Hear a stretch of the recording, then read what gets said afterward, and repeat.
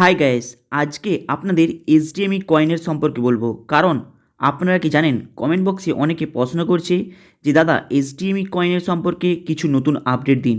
এবং আরেকজন প্রশ্ন করছে যে দাদা এইচডিএমই কয়েনে আমরা কখন বাই সেল করে ক্যাশ উইথড্রল করতে পারবো। এটা কিন্তু খুব ভয়ানক একটি প্রশ্ন। কারণ অনেকে আরেকটি প্রশ্ন করছে, দাদা আমরা উইথড্রল কবে করতে পারবো এইচডিএমই কয়েনটাকে সেল করে। তার মানে ভেবেছেন এইচডিএমই কয়েনের কি হবে?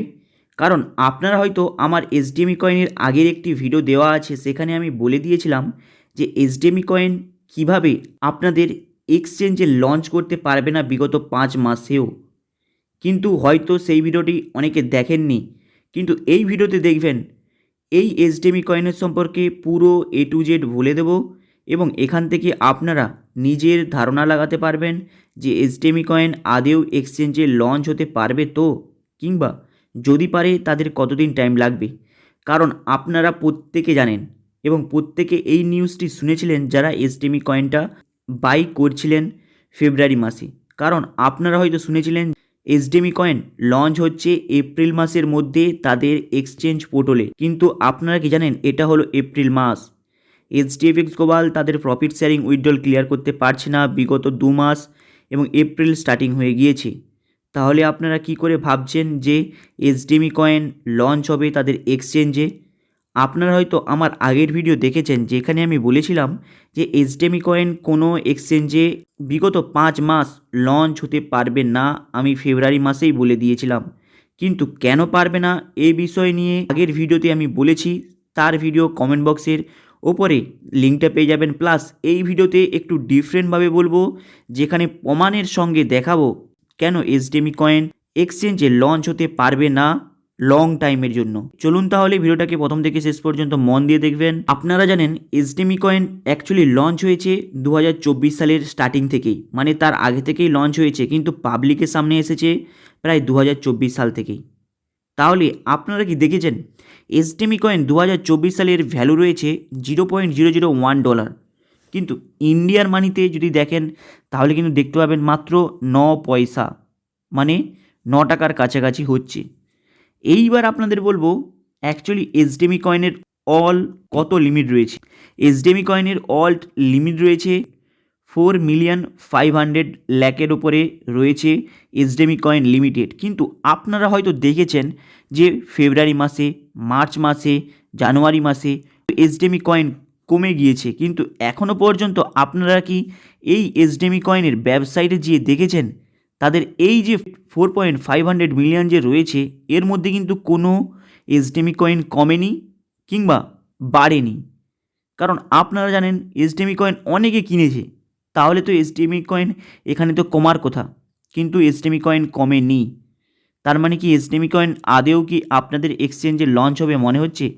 চলুন এ বিষয়কে সাইডে রাখলাম, এরপরে আরেকটি আপডেট নিয়ে আসি। এইচডিএমই কয়েন অ্যাকচুয়ালি পলিগন এবং ইথেরিয়াম ERC-20 মাধ্যমে মার্কেটে আসে। পলিগনের টোকনকে ফলো করে এবং তার প্ল্যাটফর্মের মধ্যে এইচডিএমই কয়েন হচ্ছে ডেভেলপমেন্ট হয় এবং এইচডিএমই কয়েনের অ্যাড্রেসটাকে তৈরি করে মার্কেটে লঞ্চ হয়। এই এইচডিএমই কয়েনকে এক্সচেঞ্জে লঞ্চ হতে গেলে কার কার পারমিশন লাগবে? এইচডিএমই কয়েনকে এক্সচেঞ্জে লঞ্চ হতে গেলে এই আইইওর মধ্যে এই এইচডিএমই কয়েনকে লঞ্চ হতে গেলে, মানে পাবলিকের সামনে আসতে হলে এই আইইওর যে পলিসি রয়েছে সেই পলিসিকে ফলো করতে হবে। আইইওর বাংলা মানে হচ্ছে ইনিশিয়াল এক্সচেঞ্জ অফারিং।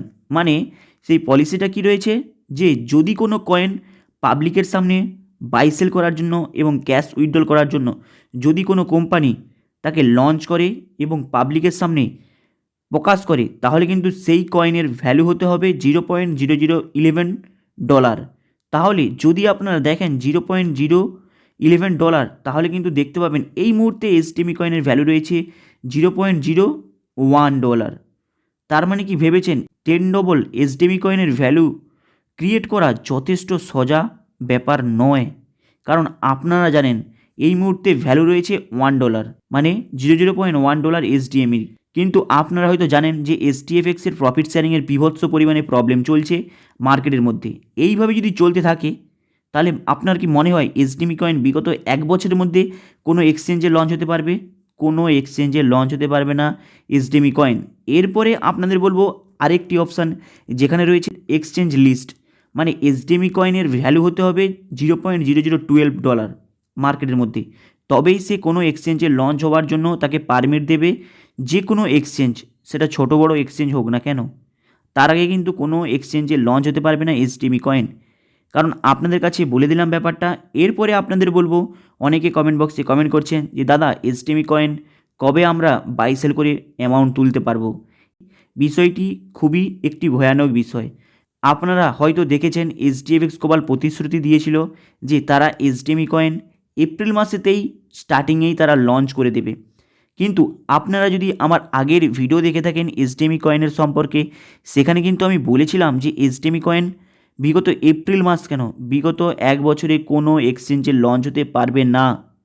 তাই অনেকে এসডিএমই কয়েন কিনেছেন, যারা এইচডিএফএক্স গ্লোবালের মধ্যে রয়েছেন তারাও কিনেছে, যারা এইচডিএফএক্স গ্লোবালের মধ্যে নেই তারাও কিনেছে। কিন্তু যারা এইচডিএফএক্স গ্লোবালের মধ্যে রয়েছে তারা যে এসডিএমই কয়েন কিনেছে, তাদেরকে এইচডিএফএক্সের কোনো নতুন আপডেট আসলে সেখান থেকে কিছু হয়তো করা যেতে পারে। কিন্তু মাথায় রাখবেন 100% এই কয়েনকে আপনি কোনো কাজে লাগাতে পারবেন না। যদি না কোনো এক্সচেঞ্জে লঞ্চ হয়, আপনি এই কয়েনকে কোনো কাজে লাগাতে পারবেন না। তাই অনেকে প্রশ্ন করছে দাদা এই কয়েন উইথড্রল কীভাবে আমরা করব বাই সেল করে।